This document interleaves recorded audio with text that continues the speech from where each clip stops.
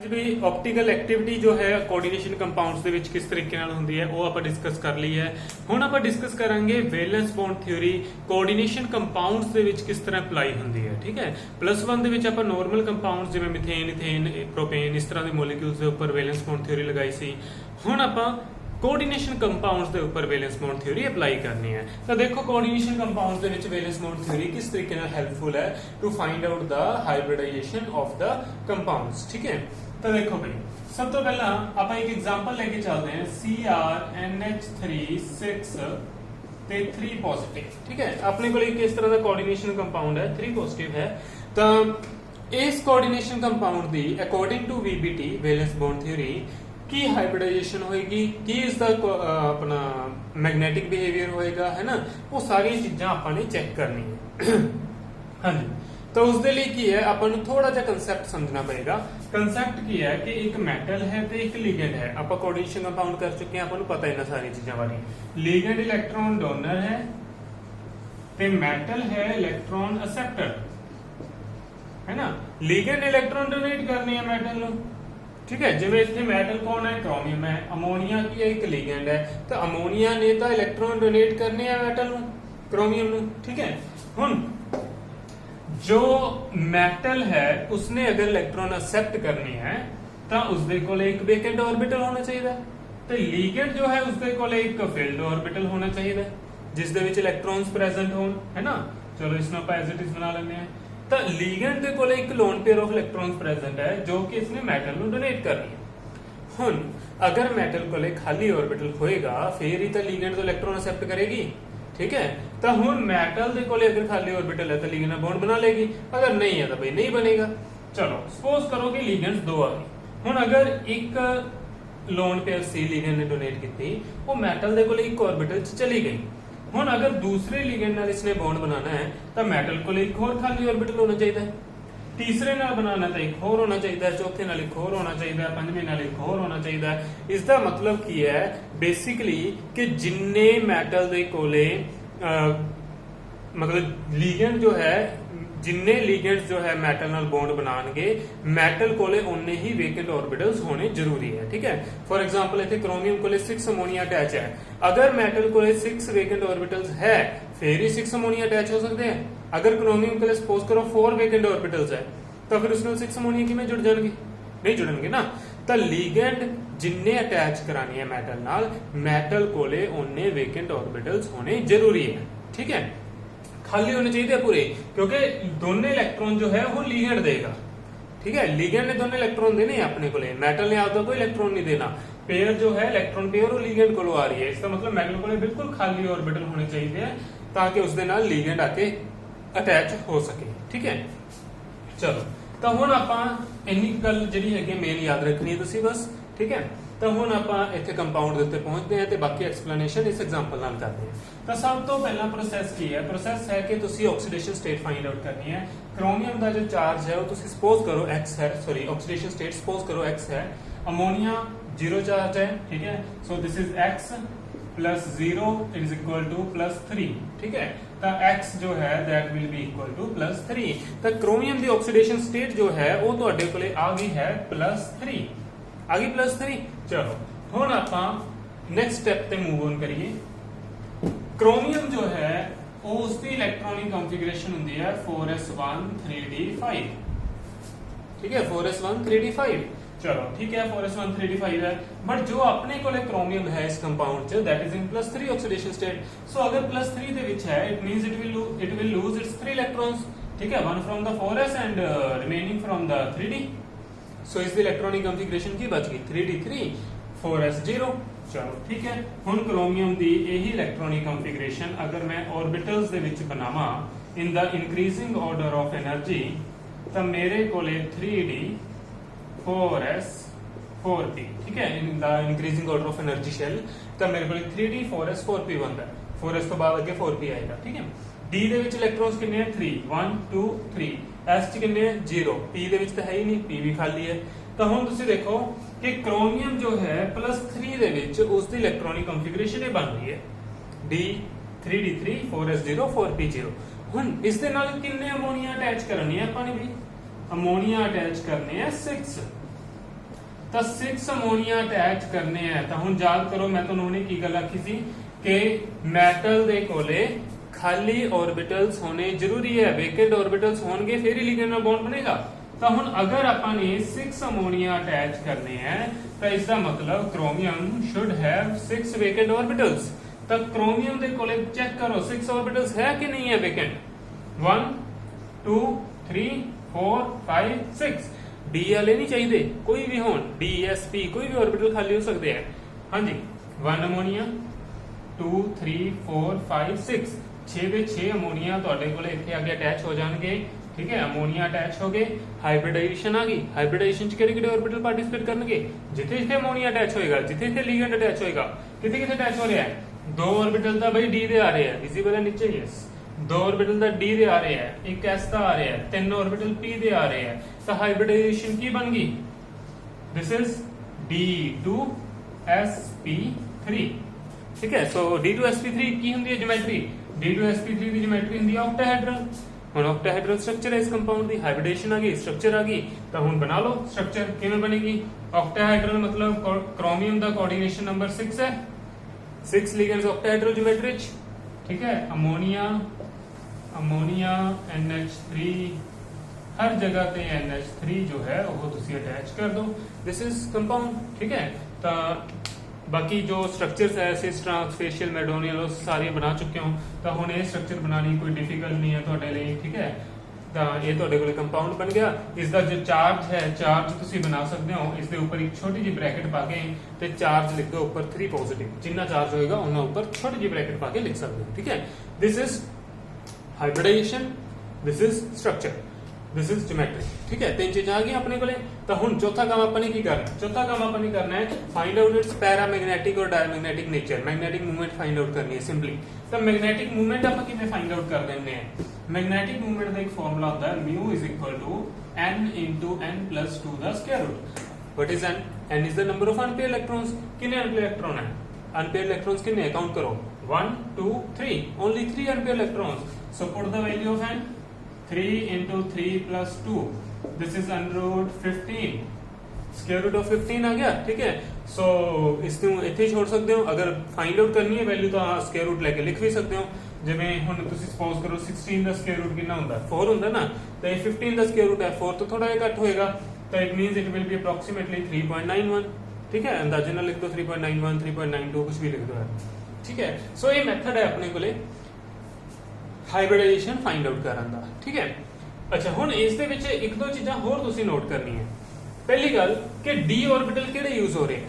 ਹੁਣ ਇੱਥੇ ਜੋ d ऑर्बिटल ਯੂਜ਼ ਹੋ ਰਿਹਾ ਉਹ 3d ਵਾਲੇ ਯੂਜ਼ ਹੋ ਰਹੇ ਆ ਜੋ ਮੈਟਲ ਦੇ ਆਪਦੇ ਹੈ। ਠੀਕ ਹੈ ਕ੍ਰੋਮੀਅਮ ਤੇ 3d ਦਾ ਹੈਗਾ ਨਾ ਆਪਦੇ ਕੋਲ, ਇਹਦੇ ਕੋਲੇ ਕ੍ਰੋਮੀਅਮ ਕੋਲੇ 4d ਨਹੀਂ ਹੈ, 4d ਅੱਗੇ ਜਾ ਕੇ ਆਂਦਾ ਖਾਲੀ ਹੈ ਨਾ। ਤਾਂ ਕ੍ਰੋਮੀਅਮ ਦੇ ਜੋ ਆਹ 3d ऑर्बिटल ਹੈ ਉਹੀ ਪਾਰਟਿਸਿਪੇਟ ਕਰ ਰਹੇ ਹੈ। ठीक है ਜਦੋਂ 3d ऑर्बिटल्स क्रोमियम ਦਾ मतलब ਕਿਸੇ ਵੀ ਮੈਟਲ ਦਾ ਇਹੀ ਵਾਲਾ ऑर्बिटल 3d ਵਾਲਾ ऑर्बिटल ਹੀ ਪਾਰਟਿਸਿਪੇਟ ਕਰ ਰਿਹਾ ਹੋਵੇ ਤਾਂ ਉਸ ਨੂੰ ਆਪਾਂ ਕਹਿੰਦੇ ਆ ਇਨਰ ऑर्बिटल। विजिबल है नीचे शायद नहीं है विजिबल, इसਨੂੰ ਆਪਾਂ ਕਹਿੰਦੇ ਮੈਂ ਉੱਪਰ ਲਿਖ ਦੇਣਾ, इसਨੂੰ ਆਪਾਂ ਕੀ ਕਹਿੰਦੇ ਆ इनर ऑर्बिटल कॉम्प्लेक्स। ठीक है डी वाले जो है वो 3d वाले यूज हो रहे हैं ना, सो इस name is inner orbital complex. कई बार क्या होता है कि 3d फुली फिल्ड होता है। ठीक है तो 4d इस तो बाद आएगा 4s 4p 4d, तो 4d वाले इलेक्ट्रॉन लेने पै जाते हैं तो उन्होंने आप कहांगे आउटर ऑर्बिटल कॉम्प्लेक्स। ठीक है अगर 3d नाल बॉन्डिंग बन रही है तो इनर ऑर्बिटल, अगर 4d वाले नाल बन रही है तो आउटर ऑर्बिटल। ठीक है फिर हाइब्रिडाइजेशन भी आप किवें लिखांगे, जिवें हुण तो आप D2sp3 लिखी है उदों आप की लिखांगे आ तो d नहीं ना यूज होया, s तो काउंटिंग स्टार्ट होएगी sp3d2। हाइब्रिडाइजेशन sp3d2 हो जाएगी, स्ट्रक्चर तो वही रहेगी ऑक्टाहेड्रल ही रहेगी ज्योमेट्री, बट जो मेथड है थोड़ा चेंज हो जाएगा। Inner orbital D2sp3, outer orbital sp3d2। ठीक है इनका थोड़ा सा फर्क रहता है। चलो कुछ और एग्जांपल्स आप लेके चलते हैं, हाइब्रिडाइजेशन फाइंड आउट करते हैं। बहुत ही इंपॉर्टेंट क्वेश्चन है, बड़ा ही सिंपल सा काम है ਤੁਹਾਡੇ ਲਈ ਇਹ। मैं एक एग्जांपल लेके चलते हैं, कोबाल्ट दी ले लेने हैं चलो ਆਪਾਂ। ठीक है हाँ कोबाल्ट NH363 पॉजिटिव। सो बिल्कुल सेम प्रोसेस करना है, ऑक्सीडेशन स्टेट फाइंड आउट करोगे x = +3 आ जाएगा, ਕੋਬਾਲਟ ਦੀ ਇਲੈਕਟ੍ਰੋਨਿਕ ਕਨਫੀਗਰੇਸ਼ਨ ਕਿੰਨੀ ਹੁੰਦੀ ਹੈ 3d4s ਠੀਕ ਹੈ ਤਾਂ this is 4s2 3d7 cobalt the 4s2 3d7 ਹੁੰਦੀ ਹੈ ਬਟ ਕੋਬਾਲਟ ਆਪਣੇ ਕੋਲੇ ਕਿੰਨੇ ਆਕਸੀਡੇਸ਼ਨ ਸਟੇਟ ਚ ਹੈ +3 ਚ ਹੈ +3 ਹੈ ਇਟ ਮੀਨਸ ਕਿ 4s ਤਾਂ ਖਾਲੀ ਹੋ ਗਿਆ 0 ਹੋ ਗਿਆ ਤੇ 3d ਦੇ ਵਿੱਚੋਂ ਵੀ ਇੱਕ ਇਲੈਕਟ੍ਰੋਨ ਨਿਕਲ ਜਾਏਗਾ 6 ਬਚ ਜਾਣਗੇ ਸੋ ਨਾਓ ਕੋਬਾਲਟ ਜੋ ਹੈ +3 ਦੇ ਵਿੱਚ ਅਗਰ ਮੈਂ ਇਸ ਦੀ ਇਲੈਕਟ੍ਰੋਨਿਕ ਕਨਫੀਗਰੇਸ਼ਨ ਲਿਖਾਂ ਗਲਤ ਨਹੀਂ ਕਰਨੀਆਂ ਇਹ ਚੀਜ਼ਾਂ ਬਹੁਤ ਚੀਜ਼ਾਂ ਗਲਤ ਕਰ ਦਿੰਦੇ ਹੋ ਇੰਨੀ ਈਜ਼ੀਲੀ ਇੰਨੇ ਆਰਾਮ ਨਾਲ ਆਪਾਂ ਕੰਮ ਕਰ ਰਹੇ ਹਾਂ ਥੋੜਾ ਥੋੜਾ ਟੌਪਿਕ ਡੇਲੀ ਕਰ ਰਹੇ ਹਾਂ ਫਿਰ ਵੀ ਤੁਸੀਂ ਗਲਤ ਕਰਕੇ ਭੇਜ ਦਿੰਦੇ ਹੋ ਕਈ ਵਾਰੀ ਹੈਨਾ ਧਿਆਨ ਨਾਲ ਦੇਖੋ ਸਾਰੀਆਂ ਵੀਡੀਓਜ਼ ਡੇਲੀ ਨਹੀਂ ਦੇਖਦੇ ਇਕੱਠੇ ਬੈਠ ਕੇ ਦੇਖਦੇ ਹੋ ਇੱਕ ਦਿਨ ਉਦੋਂ ਫਿਰ ਮਿਕਸ ਹੋ ਜਾਂਦਾ ਸਾਰਾ ਜਿੰਨਾ ਕੰਮ ਡੇਲੀ ਕੀਤਾ ਉਹਨਾਂ ਕੰਮ ਕਰੋ ਹਾਂਜੀ 3d6 1 2 3 4 5 6 ਧਿਆਨ ਨਾਲ ਦੇਖਿਓ ਸਟਰਕਚਰ ਨਾਲ ਦੋ ਕੰਪਾਊਂਡ ਕਰਾਉਂਗਾ ਹੁਣ ਮੈਂ ਤੁਹਾਨੂੰ ਬਾਕੀ ਸਾਰੇ ਤੁਸੀਂ ਖੁਦ ਕਰਨੇ ਆ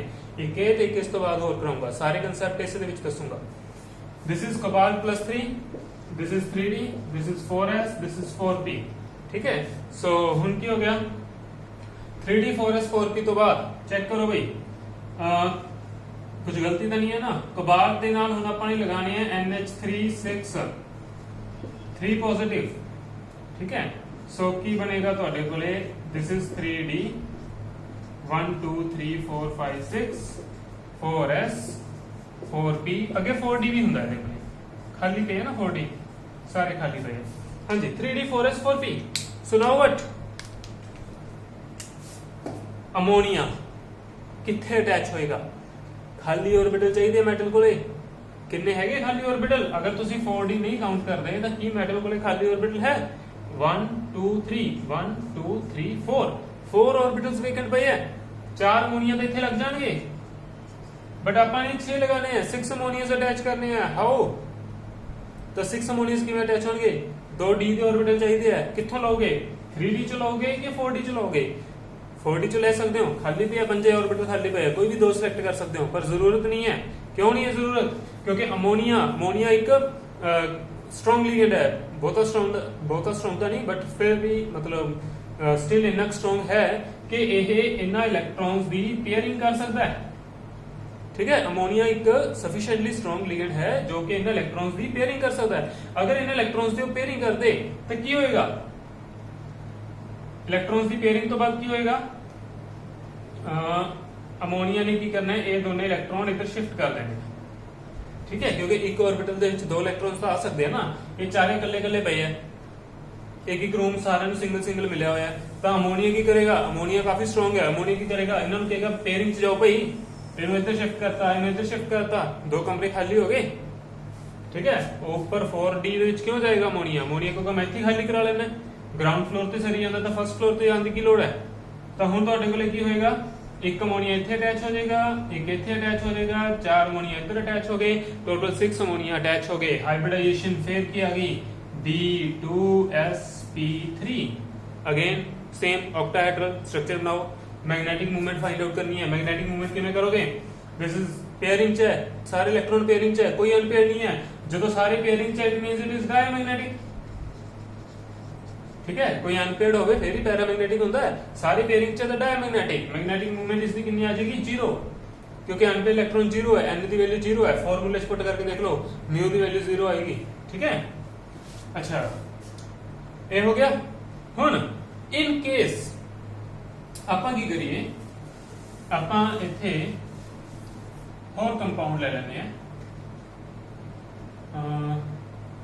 ਲਓ ਜੀ ਮੈਂ ਇੱਕ ਹੋਰ ਕੰਪਾਊਂਡ ਲੈ ਲੈਣਾ ਹੈ COF63 negative COF63 negative compound है ऑक्सीडेशन स्टेट चेक करो +3 आएगी तो सेम सारा प्रोसीजर कोबाल्ट इलेक्ट्रॉनिक कॉन्फ़िगरेशन +3 ਦੇ ਵਿੱਚ 3 ਇਲੈਕਟ੍ਰੋਨ ਨਿਕਲ ਗਏ ਠੀਕ ਹੈ ਤਾਂ +3 ਦੇ ਵਿੱਚ ਇਹ ਸਟਰਕਚਰ ਬਚ ਗਈ ਹੁਣ ਕੋਬਾल्ट ਦੇ ਨਾਲ ਮੈਨੇ ਅਟੈਚ ਕਰਨੇ ਆ 6 ਫਲੋਰੀਨ ਅਟੈਚ ਕਰਨੇ ਭਾਈ ਫਲੋਰੀਨ ਅਟੈਚ ਕਰੋਗੇ ਤਾਂ ਕੀ ਹੋਏਗਾ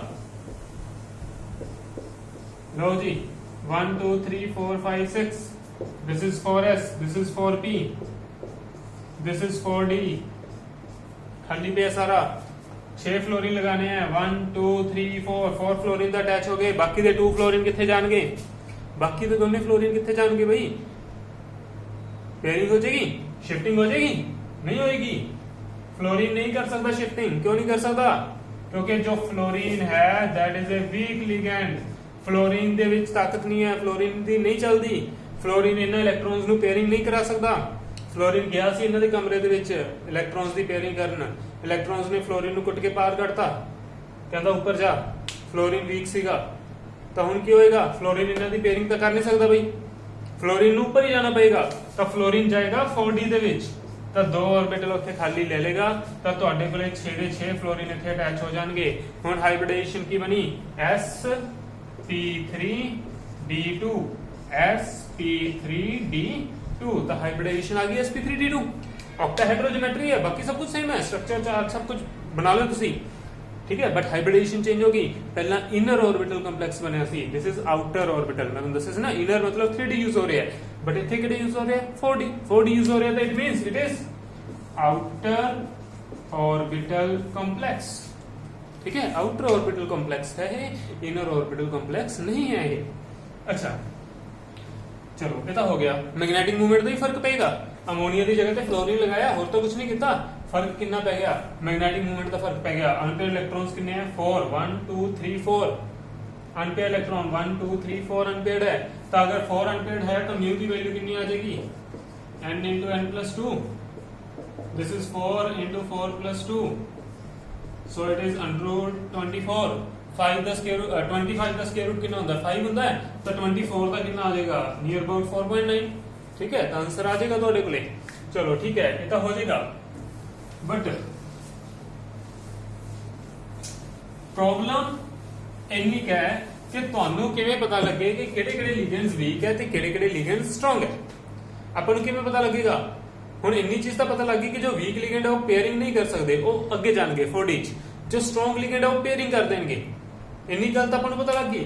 ਬਟ ਬਾਕੀ ਕੀ ਹੋਏਗਾ, ਆਪਾਂ ਨੂੰ ਕੀ ਪਤਾ ਲੱਗੇਗਾ ਵੀ ਕਿਹੜਾ ਵੀਕ ਹੈ ਤੇ ਕਿਹੜਾ ਸਟਰੋਂਗ ਹੈ, ਤੇ ਕਿਵੇਂ ਪਤਾ ਲੱਗੇਗਾ, ਸਿੰਪਲ ਜੀ ਗੱਲ ਦੱਸਦਾ, ਹੈਲੋਜਨਸ ਤੇ ਵਾਟਰ ਇਹ ਦੋਨੇ ਵੀਕ ਹੈ, पेयरिंग नहीं कर सकते, ठीक है, हेलोजन चारे क्लोरीन क्लोरीन ब्रोमीन आयोडीन सारे वीक है, एक वाटर 5 लिगेंड ही बने, ये 5 वीक है, बाकी सारे स्ट्रॉन्ग है, कि कुछ भी दिखे अमोनिया साइनाइड NO2 जो भी दिखे सब पेयरिंग करेंगे, सिर्फ ये 5 पेयरिंग नहीं करेंगे, ठीक है, बड़ा सिंपल जगह में। चलो नेक्स्ट स्टार्ट करते हैं हुण आपां, ठीक है, हुण मैं कुछ एग्जांपल्स देना, पहला तुहानू एग्जांपल्स दे रहे हैं, तुसीं ये करके आनी है, करके भेजनी है, ठीक है, फिलहाल आओगे तो कितने FeCN6 3 नेगेटिव, ठीक है, आप अपने घरे बैठो आराम नाल ते काम करो, FeCl वाटर 6 3 पॉजिटिव, पढ़ाई का नुकसान नहीं होने देना, हुण सारे टीचर लगे हुए हैं, काम करते रहो, एग्जाम्स भी होने हुण तुहाडे द्वारा फिर, ठीक है, NiCN4 2 नेगेटिव, ये 4 कंपाउंड में तुम दे रहे हैं, चारे जो है चारों की कुछ फाइंड आउट करना है, हाइब्रिडाइजेशन ज्योमेट्री स्ट्रक्चर बनानी है, ते मैग्नेटिक मूवमेंट दसनी है कितनी है, ठीक है, पैरामैग्नेटिक है डायमैग्नेटिक है, एक इनर ऑर्बिटल है कि आउटर ऑर्बिटल है, ये 4-5 चीजें जो है तुसी बिल्कुल बड़ा साफ तरीके नाल लिख के मैनूं सेंड करनी है, ठीक है। चलो नेक्स्ट स्टार्ट करते हैं आप भाई, नेक्स्ट थ्योरी है